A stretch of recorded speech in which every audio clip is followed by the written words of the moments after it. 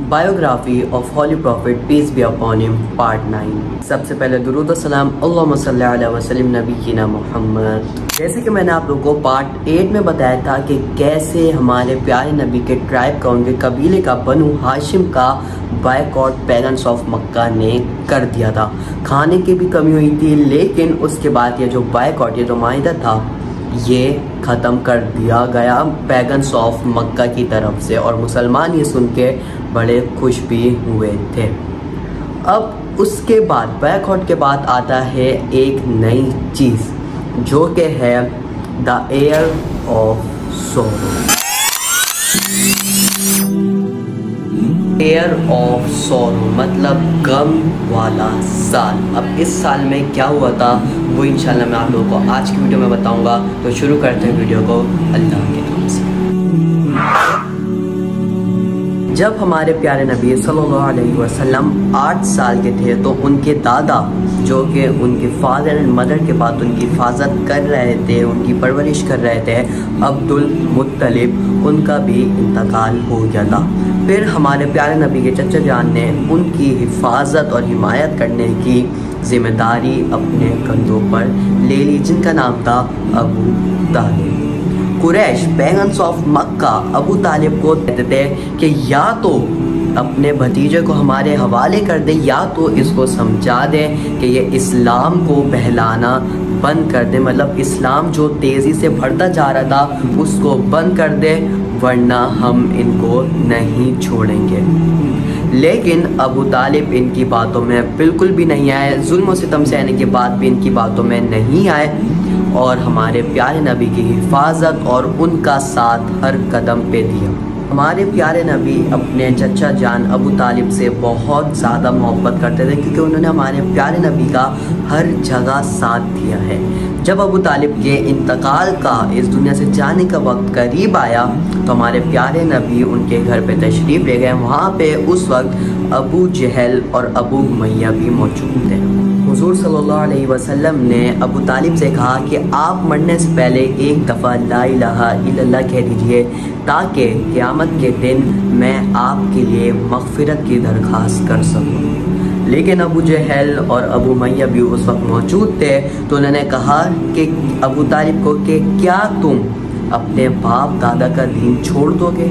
और अरब में उस ज़माने में अपने दीन को, अपने मज़हब को छोड़ना बहुत बड़ा जुर्म समझा जाता था, लोग बिल्कुल भी पसंद नहीं करते थे। अब हमारे प्यारे नबी ने कहा, लेकिन वो नहीं माने, और अबू तालिब का बग़ैर कलमा पढ़े ही इंतकाल हो गया, वो इस दुनिया से चले गए। लेकिन फिर हुज़ूर सल्लल्लाहु अलैहि वसल्लम ने फरमाया कि जब तक मैं इस दुनिया में हूँ, अबू तालिब जैसे मैं चचा के लिए दुआएं मग़फ़िरत करता रहूँ।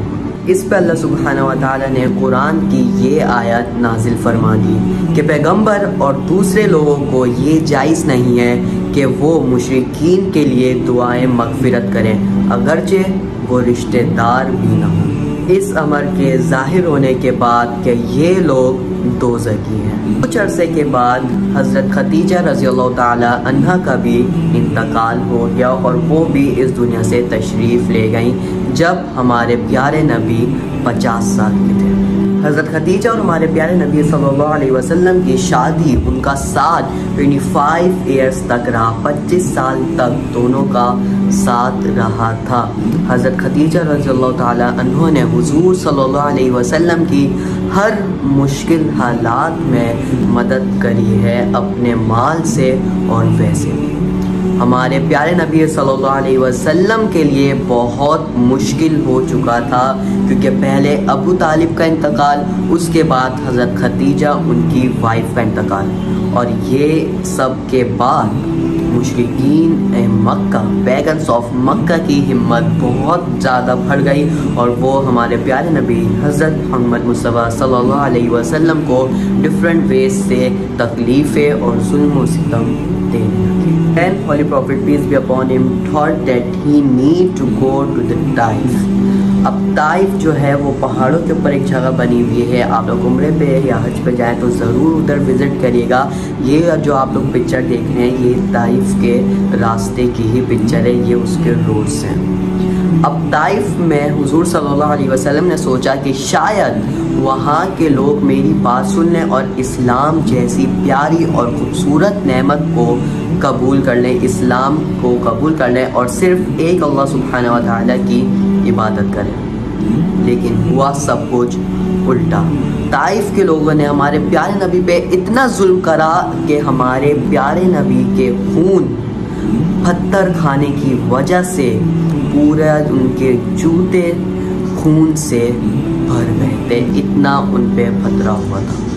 پھر اللہ سبحانہ و تعالیٰ نے حضور صلی اللہ علیہ وسلم کے پاس پہاڑوں کا فرشتہ بھیجا۔